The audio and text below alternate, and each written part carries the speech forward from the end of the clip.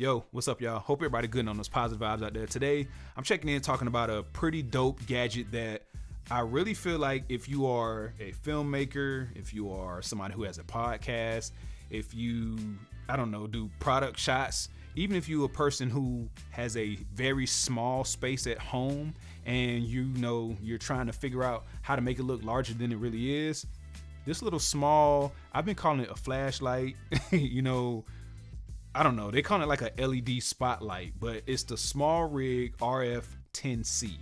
And it's literally a flashlight that's RGB. It gives you a few different colors, but the cool part is that it comes with this gobo holder. And if you don't know what a gobo is, it's really just these little pieces right here, and it's different, you know, designs on the inside of it. So you could literally drop these little pieces into the gobo holder and then it'll project them on whatever, you know, background or surface that you have it, you know, shining on.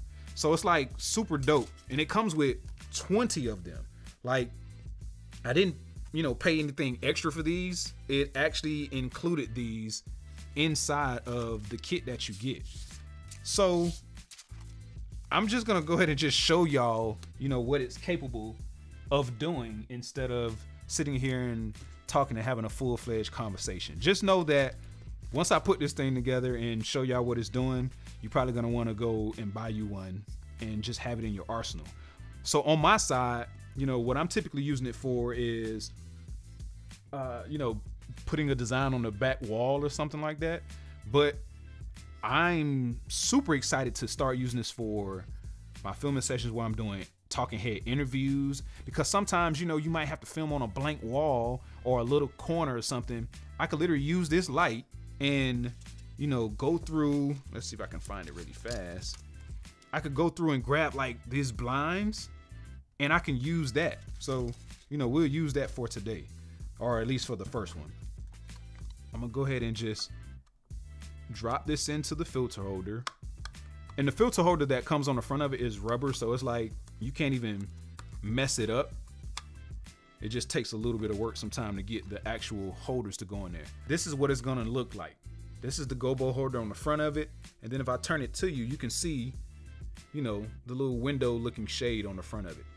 Now, I'm just gonna turn it on really fast, and let's go to white, the white color. So right now I have it turned on, and you can actually kind of see it on the desk already that it's projecting, you know, whatever it is that it's seeing. And if you just press the button in, it'll turn it to a different color. So now it's red, and then that's like this yellowish goldish tone, and then you also have a blue, and then it just recycles and goes back to the white. If you turn it clockwise, you can turn up the intensity a little bit, so you know you can make it a little bit brighter. And then once it does that little flash like that, that means you've topped out on the intensity. You're at 100% on it. And then the same thing, if I start to turn it counterclockwise and turn it down, it'll flash once it gets to the, you know, least amount that it could be on. So the other cool part about this is the fact that it has, you know, places that you can mount it already built into the light as well. So let me turn it back off so I can show you. But you have a couple different mounting points. You have one on each side, and there's also one on the rear of it as well. So it's like the rear, and then you have them on each side of the gadget as well. So that's something else that's like super clutch. Now, I'll tell you how I'm rigging this up 10 times out of 10. I'm using a small clamp. So, you know, you have a clamp right here. But then this clamp also has threads inside it. And then I use this friction arm, you know, or magic arm. I know some of y'all call it a magic arm. I use that. And what I'm going to do is attach it to the bottom of the light. So now this gives me the chance to literally like connect this thing wherever I want to connect it. You know, if I want to connect it on the edge of my desk, I could just, you know, connect it, you know, screw it on there until it, you know, connects, and then I could just have this, you know, angle however I want it to angle. But for this situation, I'm going to actually use a light stand. And all I'm gonna do with the light stand is clamp the light onto the stand. So I'm gonna clamp it onto the stand.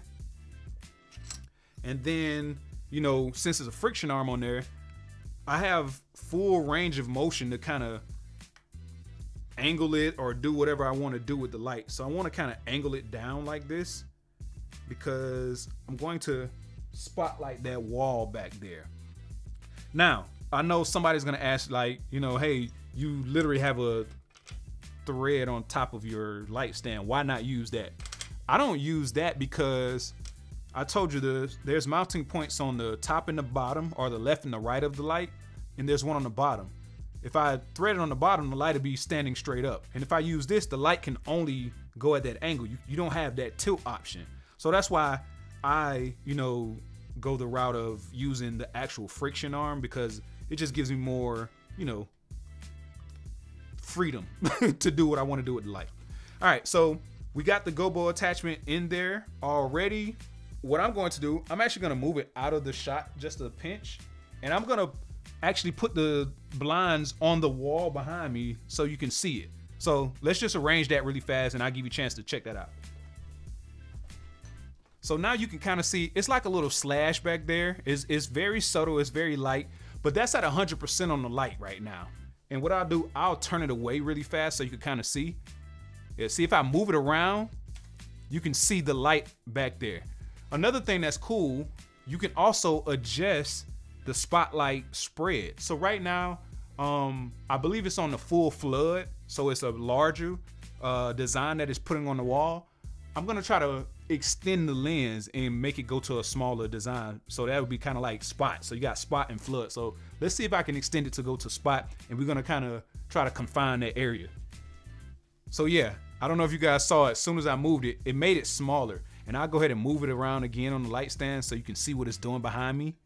And it gives you a chance to see, you know, the vibe that it gives you. But it's a whole nother, you know, feel. Of course, you know, the window probably not coming from that direction, but for, you know, the sake of this video, I'm just showing you how this works. I'm gonna tap it one time. Let's change the color of it. So now it's like red, and you can clearly see that if I change it to the red tone. Let's click it again. Now you have yellow, and then we click it again, it's blue. And of course, you know, you can just move it, you know, you can rotate it if I need to.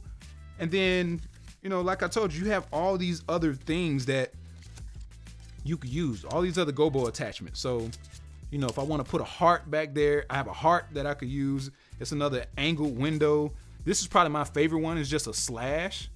I use this one all the time because even like right now, I wouldn't really have a window up there. I would probably put a slash up there because I just want to, you know, put a slash of light on the wall. And then if I really wanted to, you know, make it pop, I would turn off the lights in here too, which is something I'm going to show you now too. I'm going to go ahead and kill the house lights. I'm going to add this slash of light, and then we're going to put a slash on the wall. So let's change the gobo first. So yeah, now you can see it's a whole nother vibe in here. You know, it's very moody. Before it was like, you know, house lights on, so it just was giving you more of a clean look. Now it's a more moody and subtle look, but I got a chance to set up that light, and I'll go ahead and move the stand again so you can kind of see it, you know, and I can rotate it as well so I can change how my slash is going on that wall. And maybe I want to make it longer too. I'll go back to flood.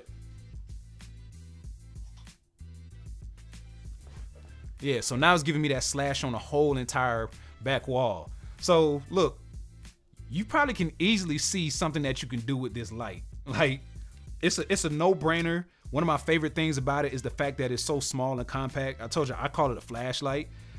This thing gonna live in my backpack, man. Especially when I'm going to do filming gigs. It's like you always just need that little kiss of light sometimes. Maybe on a bookshelf, or maybe, you know, you're doing a talking head interview on a flat wall and you want to put you know, a fake window shining on there to just kind of, you know, give you some extra, I don't know what word I want to use, some extra, I'm gonna just say vibes. Just give you some different vibes for your shot. So it's like, instead of this blank wall, I could put some color back there, you know, and I could switch it from blue, and I could do white, or I could give, you know, a red slash, or give even this gold looking slash back there. And then just the fact that it comes with all of these gobos included is super crazy. Now, let's talk about the place that is gonna fall short. I guess the main place that it will probably fall short would be the power that it can output.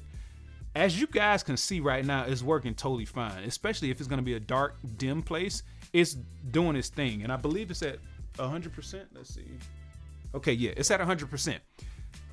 If you are in a situation where, you know, it was like how it was earlier where I had on the house lights and it seems a little bit dim with the lighter colors, then that will be where you run into a slight problem, because now you're gonna have to have a stronger light, probably like that Aperture 300C or something like that. But you also got to think about what you need besides that light. You know, it's like you got to buy the 300C, or what is the other one, the 100 or the 120 or the 150C or something they have as well. You got to get that light, which is a few $100s. And then you also have to get the spotlight and gobo attachment, which is another few $100s. So it's like you look up and you're spending about $700 on the low end just to do this right here. Now, that light is going to be way more powerful, yes. But it's like, if you're just using it for a light kicker light, or, I mean, shoot, you could use it for a hair light, a practical light in the background. You can use it literally for all that, because it's like, if I wanted to, you know, have a hair light, I could literally, you know, let's switch it to white. I'm gonna take the gobo attachment off, and you can see it's flooded on the back right now. I'm gonna use it for a hair light on me. I'm gonna give myself a hair light from this side. Let's switch it. I'm gonna turn let's turn the intensity down though. And I'm gonna rotate the light on the other side. So it's like now I could give myself this little hair light. Of course, you know, I would have it more out of the shot, but you know, you still can see what small things you could do. So just imagine if you in a situation where it's like, okay, you know, I have enough money to purchase a really good key light, but I can't purchase two lights to use one for a hair light. This is something that can easily be something that you can use in that situation. It's like, it's a game changer in itself just to be able to do that for you and give you that nice little kiss of light. Like I said, once again, frame wise, you know, you get it out of your shot and maybe up a little bit higher, you know, because I could still do that too. I could raise it up higher. All right, there we go. You know, I could raise it up higher and get it out the shot, and it's giving you kind of like a little flare off there, but it's also giving me a little bit of something over here as well too. I can see that it's doing that. And the fact that it's not crazy powerful, it's almost like you don't have to worry about it being too poppy in your shots. Y'all can see it's a game changer, okay? Down in the description, I've actually placed the link already for you guys. So if y'all want to check it out, I'm gonna say grab one. And once you see that it's only, I think it's like 50 something dollars. Oh, it's $52.99 right now at the time of me recording this video. That's, I mean, we just talked about what it would cost us to get one of the more expensive lights. We were talking about $700 versus $53. I don't know about y'all, but I could buy a lot of these before I get to $700. So yeah, I just wanted to show y'all that gadget today. Super excited about having it in the arsenal, and I'm more than likely gonna probably pick up another one because I could see myself using it for, you know, a few different things. It's like one light stand, I could put two of them on there. One of them could be the hair light facing me this way, and then another one could be lighting the background, giving me my fake window. It's options out there, y'all. All right, hope this helps somebody out there, man. Y'all keep pushing, keep fighting, stay on them positive vibes, and as always, good luck. Talk soon.